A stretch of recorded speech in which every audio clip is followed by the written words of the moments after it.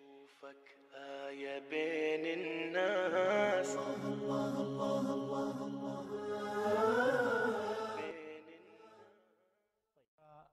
قبل أيام حديث عن مشاهدة الإمام الحجة في عصر الغيبة الكبرى. في عصر الغيبة الكبرى. نعم. يظهر أن لكم رأيا في هذا المجال. أحسنت. في الواقع هذه المسألة أعزائي في المقدمة لابد أن أشير بأني في أيام قليلة قبل في دروس بحث الخارج ذكرت قضية مرتبطة بقضية مشاهدة الإمام الحجة المنتظر. هذا هو المتعارف، وإن شاء الله أوفق لعلي في شهر رمضان أيضا أعد المشاهد واقعا هل هو الإمام الحجة المنتظر يعني الذي ننتظره نحن، أو هو الإمام المنتظر الذي ينتظرنا نحن حتى نصل إليه ماذا لنقدم له فروض الطاعة لقبول قيادته. في الواقع هذا بحث، وهو أنه لا بد أن يأتي إلينا أو لا بد أن ترتفع البشرية بوعيها لتصل إلى ماذا؟ إلى قبول قيادته. فنحن المنتظرون أو هو المنتظر لنا؟ الجواب أنا معتقد النظرية التي أعتقدها في تأخير ظهور الحجة لا لأنه لا يريد أن يخرج، بل لأننا بعد لم نتهيأ لقبول ماذا؟ لقبول قيادته ولظهوره وقبول إمامته وعدله إلى غيره. فهو المنتظر لنا لا نحن المنتظرون له. هذه قضية. وكان بودي وأوجد بعض الكلام من بعض الناس الذين واقعا استغرب من بعضهم انهم عندما يريدون ان يناقشوا الفكره التي طرحتها ان لا يراجعوا الحديث. من الناحيه المنهجيه ينبغي ان يراجعوا كامل الحديث وبعد ذلك يعلقوا على كلامه، اما ان يقتطعوا مقدارا من الدرس وياتي في الموبايلات وعلى اساسه يناقش. تصور هذا المنهج اما منهج العاجز علميا، واما منهج الجاهل علميا، واما منهج في قلبه مرض، وإلا البحث له مجاله الخاص به وينبغي أن يسمع كامل. أعزائي، القضية المطروحة هذه وهو أنه أساسا نحن نعتقد أن الإمام الحجة عليه أفضل الصلاة والسلام وعجل الله تعالى فرجه الشريف وجعلنا من المستشهدين بين يديه ومن المنتظرين له على معنى المنتظر. عرفت شلون؟ وإلى غير ذلك. كل هذا في محله. كانت له غيبة صغرى وكان يتواصل مع شيعته من خلال نوابه الأربعة المعروفين. وبعد ذلك انتقل في عام 329 من الهجرة إلى الغيبة الكبرى. وأنا هنا أريد مباشرة أن أقول ما هو آخر توقيع خرج من الإمام الحجة من خلال نائبه الرابع. التفتوا لي أعزائي. من خلال نائبه الرابع كما ينقل الشيخ الصدوق أعزائي في كتاب كمال الدين وتمام النعمة للشيخ الصدوق المتوفى 381 من الهجرة، تحقيق الأستاذ علي أكبر الغفاري، مؤسسة النشر الإسلامي، الجزء الثاني أعزائي، في عنوان ذكر التوقيعات الواردة عنه عليه أفضل الصلاة والسلام رقم 44. الرواية هذه قال: كنت حدثنا أبو محمد الحسن بن أحمد، بغض النظر عن سند له بحث آخر الآن ما أريد أدخل فيه، ولكن الناقل الشيخ الصدوق وبعد ذلك الناقل هو الشيخ الطوسي وهم من أعلام الطائفة.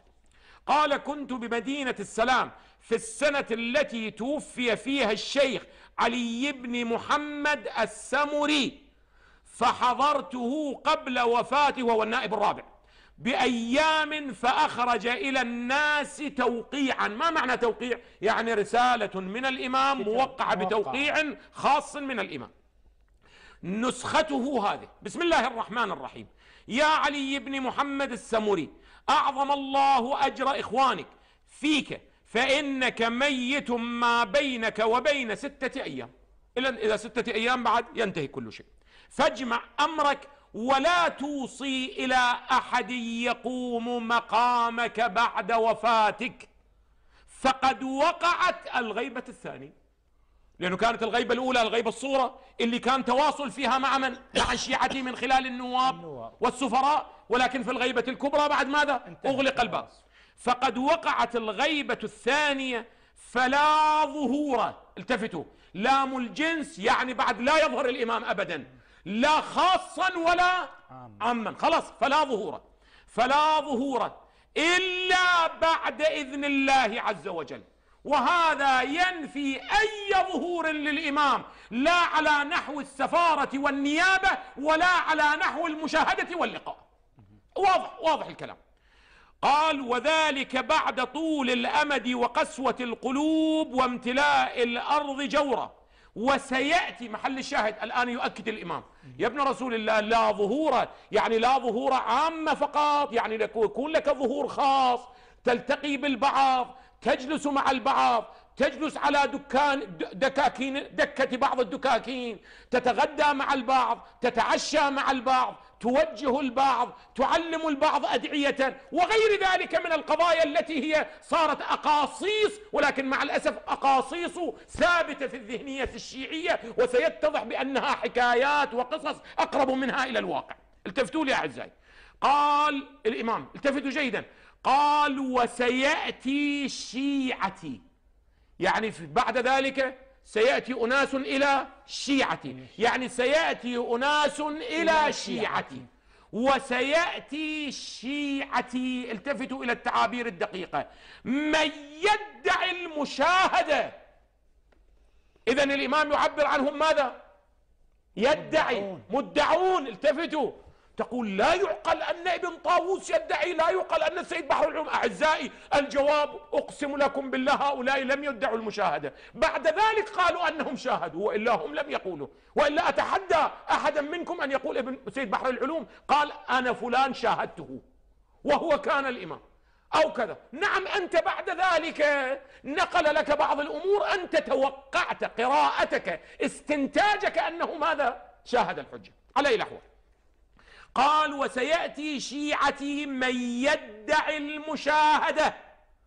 ألا فمن ادعى المشاهدة، ألا فمن ادعى المشاهدة قبل خروج السفياني والصيحة فهو كاذب مفتر، فهو كاذب مفتر. إذن أعزائي دعوات الوصاية والوصية الآن بعد بدأت تنتشر مع الأسف الواقع الشيعي، من يدعي أنه وصي الحجة، وهم كذابون مفترون أفاكون دجالون. صريحا أقولها لكل أولئك الذين يعرفون من يدعي أنه وصي الحجة، وهو الآن بدأوا ينتشرون بإمكانات مادية لا يعلم من أين مناشئها. يدعون أنه وصي الحجة، يدعون أنهم يلتقون بالحجة، يدعون أنهم أخذوا أدعية من الحجة، يدعون. الإمام صريحا يقول فمن ادعى المشاهدة فهو كاذب مفتر، فهو كاذب مفتر. أعيد، فهو كاذب مفتر. أعزائي من جاءكم يدعي المشاهدة للحجة لا النيابة، واقعا أستغرب من البعض، واقعا أشفق عليهم علميا، أشفق عليهم أنهم يدعون من أهل العلم يفسرون المشاهدة بأنه من ادعى النيابة، من ادعى السفارة. لا عزيز الإمام ده يقول مشاهدة، أين ما هو علاقتها بماذا؟ بالنيابة والسفارة والبابية ونحو ذلك. مشاهدة يعني حتى ولو لم تتكلم كألف أحسن لا أو ملايين. أحسنتم. أستغرب من البعض يخرج ويقول بأنه الإمام الحجة يحضر في عرفة يراه الناس. نعم يرونه ولكن لا يعرفه أحد، يعرف الناس ولا يعرفونه. أين أنتم؟ ما لكم؟ كيف تحكمون؟ أين عقولكم؟ أين؟ تقول سيدنا إذن ما هذه الدعوات التي نقلت عن الكذا عن العلماء كذا؟ الجواب بيني. طبعا هاي الرواية موجودة عن الشيخ الصدوق، وأيضا نقلها من؟ الشيخ الطوسي. أعلام الطائفة نقلوا هذه الرواية. الشيخ الطوسي في كتابه كتاب الغيبة للشيخ الطوسي أعزائي أيضا نقل الرواية بنفس النسخة. قال ألا فمن ادعى المشاهدة فهو كذاب مفتر. سيدنا هذه دعوات الرؤية أعزائي بيني وبين الله هي مجموعة من الحكايات والقصص كثير منها لا أصل لها، لم تثبت لا سندا ولا في كتاب، حتى نعم جمعها بعض أولئك الذين يغرمون بالقصص والأعاجيب مولانا. مثل من؟ مثل المحدث النوري مولانا، مثل المحدث النوري جمعها تحت كتاب أعزائي بحار الأنوار مجلد 53، طبعا مو صاحب بحار الأنوار وإنما المحدث النوري. والغريب أن هذا الكتاب جعل في ذيل هذا جزء 53 أعزائي، مؤسسة الوفاء جنة المأوى في ذكر من فاز بلقاء الحجة في الغيبة الكبرى للعلامة مرزا حسين النوري. التفتوا لتنقلوها عن المجلسي. هذا الكتاب لماذا ضم إلى هذا لا أعلم، واقعا فيها مغالطة. هناك أعزائي هو يقول، التفتوا جيدا، هو يقول حكايات قصص أعزائي، مو أدلة، قصص. الحكاية الأولى، الحكاية الثانية، وينقل لنا 59 حكاية أعزائي هذا. وأكثر هذه الحكايات لا سند لها ولا أصل لها ولا مستند لها ولا إلى 50 ولا أعزائي، لأنه نحن حديث يأتينا عن رسول الله، حتى لو كان في صحيح البخاري، حتى لو كان في أصول الكافي، نبحث عن ماذا أستاذ علاء؟ عن سنده. لماذا مجموع حكايات؟ خصوصا إذا أخذنا بعين الاعتبار رأي أعلام الأمة في من؟ رأي أعلام الأمة في المحدث النوري ومثل هذه الكتابات. هذا أنقل لكم كلام السيد الإمام قدس الله نفسه، وأعتذر للمشاهد الكريم. أنوار الهداية في التعليقة على الكفاية، الإمام الخميني، الجزء الأول، عندما يأتي إلى كتابات المحدث النوري يقول: ولا تسأل عن سائر كتبه، كتب المحدث النوري صاحب المستدرك، اترك المستدرك الآن ده أتكلم في واقع. يقول: ولا تسأل عن سائر كتبه المشحونة بالقصص والحكايات الغريبة التي غالبها بالهزل أشبه منه بالجد، وهو رحمه الله شخص صالح متتبع، إلا أن اشتياقه لجمع الضعاف والغرائب والعجائب وما لا يقبلها العقل السليم والرأي المستقيم أكثر من الكلام النافع. هذا رأي إمام ومحقق وعلم من أعلام الأمة في كتب من؟ في كتب المحدث النوري. تقول سيدنا بعض هؤلاء الذين نقل أمثال السيد بحر العلوم. الجواب أعزائي عندي جواب له، وهذا الجواب إن شاء الله تعالى في محله في شهر رمضان. سأقف عند قضية الانتظار، لأنه واقعا في الآونة الأخيرة صارت دكان مولانا يرتزق منه الكثير. ساعة نحن في عصر الظهور، ساعة نحن في ساعة الظهور، ساعة نحن في أوقات الظهور، ساعة نجلس معه، ساعة نتمشى معه على الكورنيش، يا أخي بيني وبين الله ماذا أبقيتم من شأن الإمامة أنتم؟ حكمة الغيبة أن لا يلتقي بأحد، وأن الأمة نعم تقول يعني تركها بلا، لا أقول لا، له توجيهات ولكن بطرقه الخاصة، لا باللقاء والمشاهدة والجلوس والطعام كذا.